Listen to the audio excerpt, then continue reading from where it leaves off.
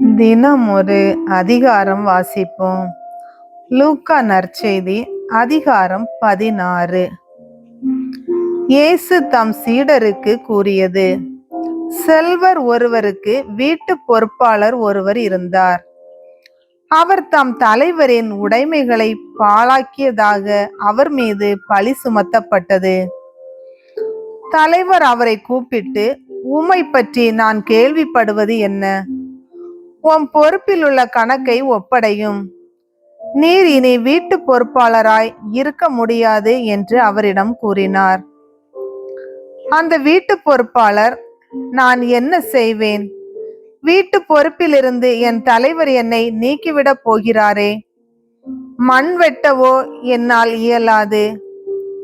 இறந்து உண்ணவும் வெட்கமாய் இருக்கிறது.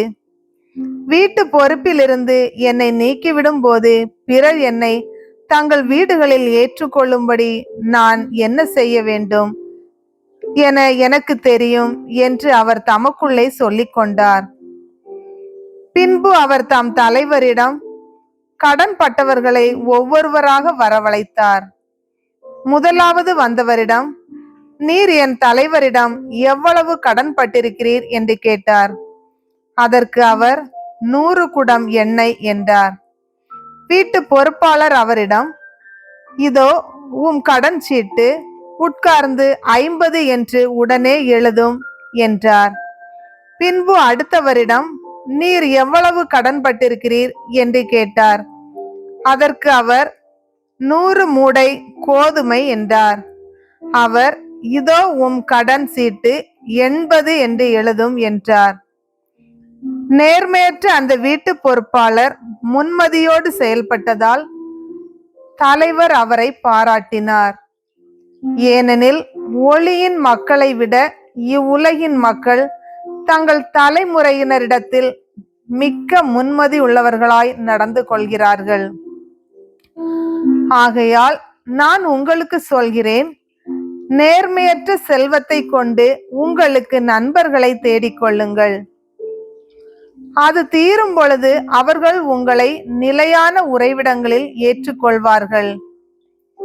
மிக சிறியவற்றில் நம்ப தகுந்தவர் பெரியவற்றிலும் நம்ப தகுந்தவராய் இருப்பார்.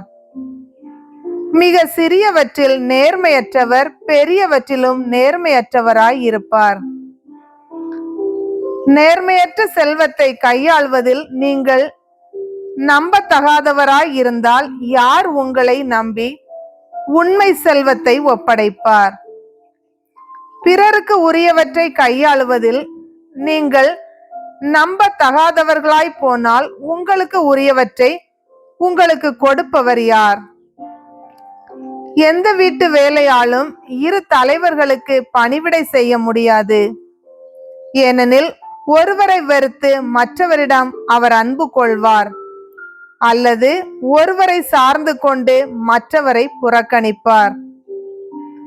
நீங்கள் கடவுளுக்கும் செல்வத்துக்கும் பணிவிடை செய்ய முடியாது. பண ஆசைமிக்க பரிசேயர் இவற்றையெல்லாம் கேட்டு இயேசுவை ஏளனம் செய்தனர். அவர் அவர்களிடம் கூறியது: நீங்கள் உங்களை மக்கள் முன் நேர்மையாளராக காட்டிக் கொள்கிறீர்கள். கடவுள் உங்கள் உள்ளங்களை அறிவார். நீங்கள் உங்களை மக்கள் முன் உயர்ந்தவர்களாக காட்டிக்கொள்வது கடவுள் பார்வையில் அருவருப்பாகும். திருச்சட்டமும் இறைவாக்கினர்களும் யோவான் காலம் வரையிலும் தான். அது முதல் இறையாட்சி பற்றிய நற்செய்தி அறிவிக்கப்படுகிறது. யாவரும் இறையாட்சிக்குட்பட நெருங்கி அடித்து கொண்டு வருகிறார்கள். திருச்சட்டத்தில் உள்ள ஓர் எழுத்தின் கொம்பு அழிவதை விட விண்ணும் மண்ணும் ஒழிவது எளிதாகும். தன் மனைவியை விலக்கிவிட்டு வேறொரு பெண்ணை மணப்பவன் எவனும் விபசாரம் செய்கிறான். கணவனால் தள்ளப்பட்ட பெண்ணை மணப்பவனும் விபசாரம் செய்கிறான். செல்வர் ஒருவர் இருந்தார். அவர் விலையுயர்ந்த மெல்லிய செந்நிற ஆடை அணிந்து நாள்தோறும் விருந்துண்டு இன்புற்றிருந்தார். லாசர் என்னும் பெயர் கொண்ட ஏழை ஒருவரும் இருந்தார். அவர் உடல் முழுவதும் புண்ணாய் இருந்தது. அவர் அச்செல்வருடைய வீட்டு வாயில் அருகே கிடந்தார். அவர் செல்வருடைய மேசையில் இருந்து விழும் துண்டுகளால் தாம் பசியாற்ற விரும்பினார். நாய்கள் வந்து அவர் புண்களை நக்கும்.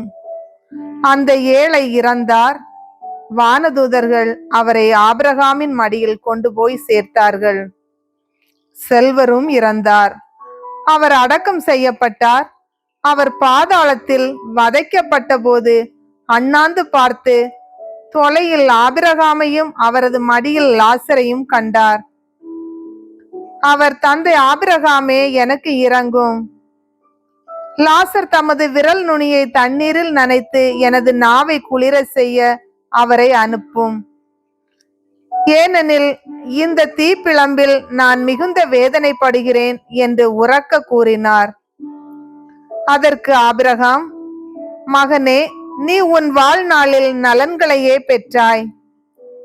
அதே வேளையில் லாசர் இன்னல்களையே அடைந்தார். அதை நினைத்துக்கொள். இப்பொழுது அவர் இங்கே ஆறுதல் பெறுகிறார், நீயோ மிகுந்த வேதனைப்படுகிறாய். அன்றியும் எங்களுக்கும் உங்களுக்கும் இடையே பெரும் பிளவு ஒன்று உள்ளது. ஆகையால் இங்கிருந்து ஒருவர் உங்களிடம் வர விரும்பினாலும் கடந்து வர இயலாது. அங்கிருந்து நீங்கள் எங்களிடம் கடந்து வரவும் இயலாது என்றார். அவர், அப்படியானால் தந்தையே, அவரை என் தந்தை வீட்டுக்கு அனுப்புமாறு உம்மிடம் வேண்டுகிறேன். எனக்கு 5 சகோதரர்கள் உண்டு. அவர்களும் வேதனை மிகுந்த இந்த இடத்திற்கு வராதவாறு அவர் அவர்களை எச்சரிக்கலாமே என்றார். அதற்கு ஆபிரகாம், மோசேயும் இறைவாக்கினர்களும் அவர்களுக்கு உண்டு, அவர்களுக்கு செவிசாய்க்கட்டும் என்றார். அவர், அப்படியல்ல தந்தை ஆபிரகாமே, இறந்த ஒருவர் அவர்களிடம் போனால் அவர்கள் மனம் மாறுவார்கள் என்றார். ஆபிரகாம், அவர்கள் மோசேக்கும் இறைவாக்கினருக்கும் செவிசாய்க்காவிட்டால் இறந்த ஒருவர் உயிர்த்தெழுந்து அவர்களிடம் போனாலும் நம்ப மாட்டார்கள் என்றார். ஆண்டவரின் அருள்வாக்கு.